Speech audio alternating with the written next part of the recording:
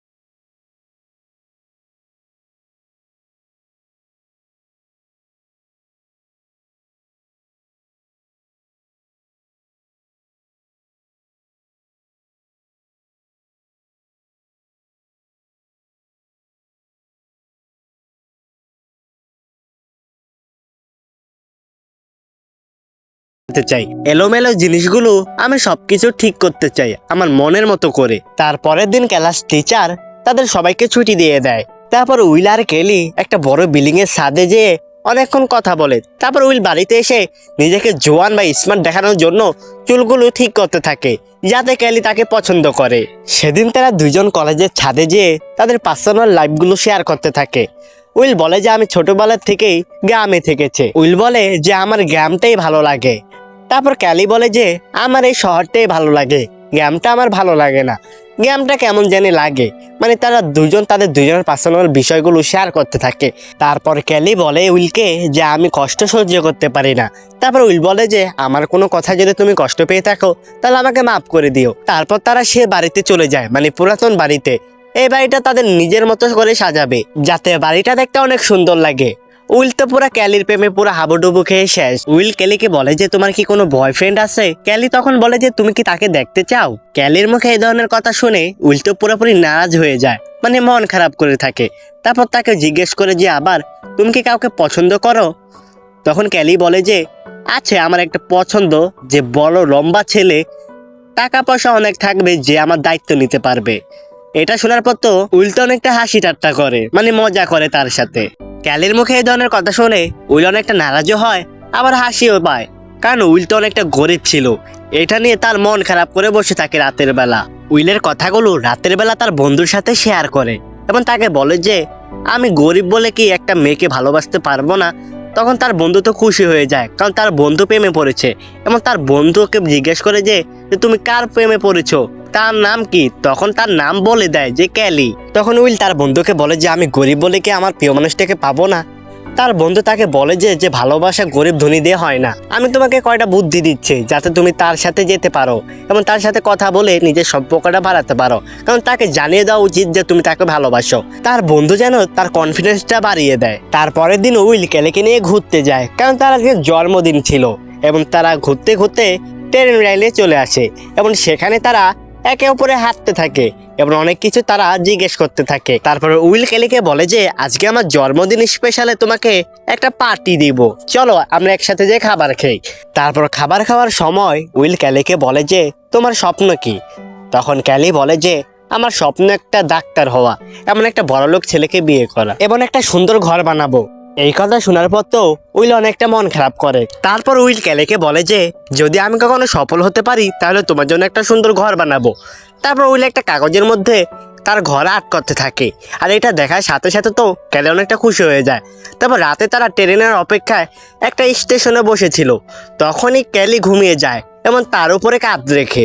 এটা দেখার পর তো উইল অনেকটা অবাক হয়, কারণ জীবনের প্রথম একটা মেয়ে তার কাঁধের উপরে মাথা রেখে ঘুমিয়েছে। তারপর উইল কাছে এসে একটা চুমু খায়। তার পরের দিন তার বন্ধুকে তার সাথে ঘটে যাওয়া সব কথাগুলো বলতে থাকে। তারপর উইলের বন্ধু বলে যে কিভাবে বন্ধু, তুই তো কালকে ওই মেয়েটার সামনে যেতে ভয় পাচ্ছিলি, আমি তোকে কনফিডেন্স দিলাম, আর তুই প্রথম দিনে মেয়েকে চুম্বু দিয়ে ফেললি। মেয়ে কি রাজি ছিল? তখন বলে না, যে মেয়েটা ঘুমিয়েছিল। তখন বলে এটা তো কোনো ব্যাপারই না, এটা তো সবাই দিতে পারবে। তার বন্ধু আরো বলে যে তুই চেষ্টা করতে থাক, তুই অবশ্যই সফল হবি, তোর প্রেমিকাকে তুই নিজের করে পাবি। তার পরের দিন ক্যালি কাস্টার হওয়ার সুযোগ পেয়ে যায় এবং সে কাজটি নিয়েও করে, যেটা দেখার পর উইল অনেকটা খুশি ছিল। উইল তাকে যখন বাড়িতে নেওয়ার জন্য ডাক দেয়, তখন ক্যালির সাথে জ্যাক নামের একটা ছেলেও ছিল এবং জ্যাকের গাড়িতে করে উইলও তাদের সাথে চলে যায়। উইল তখন মন খারাপ করে গাড়িতে বসেছিল, কারণ জ্যাক আর ক্যালি তখন হাসাহাসি করে কথা বলছিল, যেটা উইলের কাছে খুবই খারাপ লাগে, কারণ উইল মনে করছিল হয়তো তারা রিলেশনে আছে, তাই এরকম করছে। ওদের হাসাহাসি কথা শুনে তো উইল অনেকটা মন খারাপ করে এবং মানসিকভাবে সেও ভেঙে যায়, মানে ডিপ্রেশনে চলে যায় বলতে গেলে। উইলকে ঘুমাতে দেখে ক্যালি অনেকটা হাসাহাসি করে। তারপর জ্যাক নামের ওই ছেলেটা উইলকে নিয়ে হাসাহাসি করে যে এই গরিব ছেলেটা মানে ওর জামা কাপড়ের অবস্থা কিরকম, এবং উইলকে নিয়ে হাসাহাসি করে, যেটা ক্যালিরও খুবই খারাপ লাগে। তখন এইসব সহ্য না করতে পেরে উইল গাড়ি থেকে নেমে যায় এবং বাসায় চলে যায়। বাসায় এসে উইল অনেকটা রাগ দেখাতে থাকে, আর এইসব দেখে তার মা তাকে এসে বলে কি হয়েছে। তারপর উইল তার মাকে বলে যে দেখো দি, আমার জামাটা তোমার কাছে পুরান পুরান লাগছে নি? তার মা বলে না, নতুনই তো। তারপর সে রাগ করে ঘর থেকে বের হয়ে যায় এবং বাইরে যায় তার বন্ধুর সাথে দেখা করে। তারপর উইল তার সব কষ্টের কথা বলতে থাকে যে আমি কি তার কখনো যোগ্য হতে পারবো না, আজ গরিব বলে সে আমার সাথে কথাই বললো না, জ্যাকের সাথে চলে গেল। জ্যাকের টাকা পয়সা দেখে এবং গাড়ি দেখে আমাকে চিনলই না এবং আমাকে অপমান করলো। তারপর সেও তার বন্ধুর সাথে নেশা করতে থাকে, মানে নেশা করা না ছেলেটাও আজ নেশাখোর হয়ে গেছে। তারপর তার বন্ধু তাকে বোঝায় যে তুমি যদি ধ্বংস হয়ে যাও তাহলে তো ক্যালির কোনো ক্ষতি হবে না, বরং তোমার ক্ষতি হবে, তোমার সফলতা অর্জন করতে হবে, তোমাকে বড়লোক হতে হবে, ক্যালি তোমাকে পছন্দ করবেই অবশ্যই। তারপর তার বন্ধুর মুখে কথা শুনে পরের দিন ক্যালির সাথে সে বের হয়ে যায় এবং সে ঘরটাকে সাজানোর চেষ্টা করে, যেটা ক্যালির স্বপ্ন ছিল। এবং তারা দুজনে অনেক চেষ্টা করতে করতে, মানে অল্প অল্প চেষ্টা করতে করতে তারা ঘরটাকে আগের থেকে অনেকটা সুন্দর করে ফেলেছে। এবং এইসব দেখে উইল অনেকটা খুশি হয় যে ক্যালির সাথে সে সময় কাটাচ্ছে। তারপর তারা রাস্তায় বের হয় ঘুরতে। তারা বিকেলবেলা খুব সুন্দরভাবে কথা বলছিল। তারপর ক্যালি উইলকে বলে যে তোমার জন্য আমি একটা গিফট এনেছি, সেটা তোমাকে পরে দিব। যেটা শোনার পর তো উইল অনেকটা খুশি হয়ে যায়। তারপর ক্যালি তাকে একটা গিফট দেয়, যেটা দেখার পর তো উইল অনেকটা খুশি হয়ে গেছে, মানে কোনো মেয়ে তাকে আজ প্রথমবারের মতো গিফট দিল। এটা দেখার পর তো সেও অনেকটা খুশি হয়ে গেছে। তারপর তারা আরো হাঁটতে শুরু করে। তারপরের দিন তারা কলেজে চলে যায় এবং ক্লাস শেষ হওয়ার পর ক্যালি যখন রুম থেকে বের হয়েছিল, তখন জ্যাক তার সামনে আসে।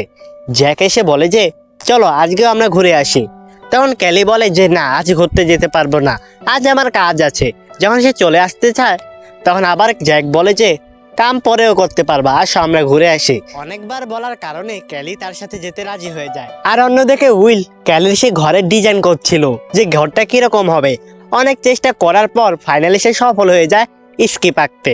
ঠিক তখন আমরা দেখতে পারি ক্যালিকে নিয়ে জ্যাক একটা বারে চলে এসেছে। ঠিক তখনই ক্যালি উইলকে ফোন করছিল, কিন্তু তার ফোনের ব্যাটারি শেষ হয়ে যায়। তারপর জ্যাক সেখানে চলে আসে এবং সে চিন্তা করে রাতে ওর সাথে খারাপ কিছু করবে ক্যালির সাথে।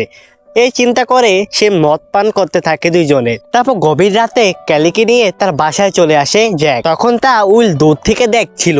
উইল মনে করেছিল ক্যালি হয়তো নিজের ইচ্ছা এসেছে, তারা এরকম একটা অবস্থায় হয়তো তারা একসাথে চুমু খেয়ে যায়।